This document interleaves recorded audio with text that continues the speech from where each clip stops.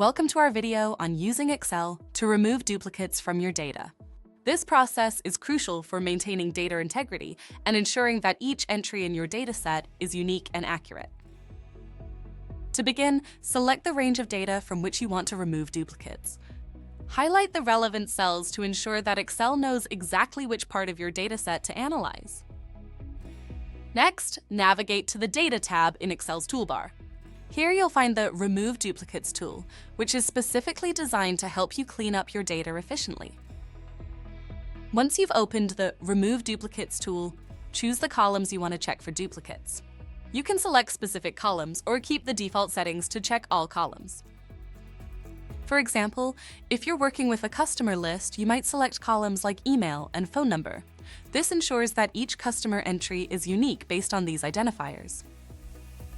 After selecting the columns, click OK to proceed with removing duplicates.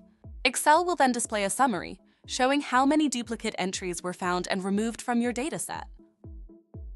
It's important to review your data after this process to ensure that duplicates have been correctly removed. This step helps maintain the integrity and accuracy of your dataset. In conclusion, removing duplicates in Excel is a simple yet effective way to enhance data quality. By ensuring your data is unique, you prevent redundancy and maintain a clean, reliable dataset.